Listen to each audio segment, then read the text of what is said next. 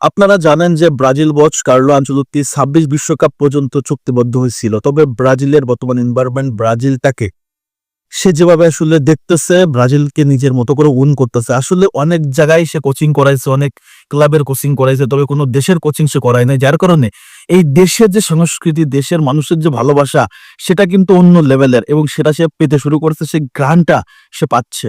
ব্রাজিলের হয়ে ৩টা ম্যাচ খেললো, ৩টা ম্যাচই কার্লো আনচেলত্তি ক্লিন শিট রাখছে, ২টা জিতছে, ১টা ড্র করছে, ৪টা গোল করছে, কোনো গোল হজম করে নাই। এই যে দিন দিন কার্লো আনচেলত্তির উন্নতি করতেছে ব্রাজিল দল তার মাধ্যমে, এবং সে ডিসাইড করছে, অলরেডি ভাবা শুরু করছে যে ব্রাজিলের হয়ে ২৬ না, আমি ৩০ বিশ্বকাপ পর্যন্ত থাকতে চাই। আমার লক্ষ্য ২৬ বিশ্বকাপ জিতে এবং ৩০ পর্যন্ত থেকে ব্রাজিল টিমটাকে আরো একটা বিশ্বকাপ যেন আমি এনে দিতে পারি, সেটা হচ্ছে আমার এই মুহূর্তে বড় পরিকল্পনা।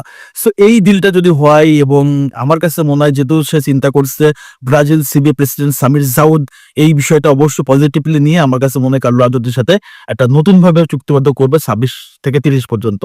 এটা হইলে আমাদের কাছে অনেক ভালো হয়, কারণ একটা টিমকে এত অল্প সময় খুব বড় চেঞ্জ করা যায় না, তারপরেও কার্লো করতেছে, এবং ২৬ থেকে ৩০ পর্যন্ত সময় পাইলে ব্রাজিল টিমটা অনবদ্য হবে, কোনো সন্দেহ নাই। সো এই ডিলটা হোক, সবাই প্রত্যাশা করি।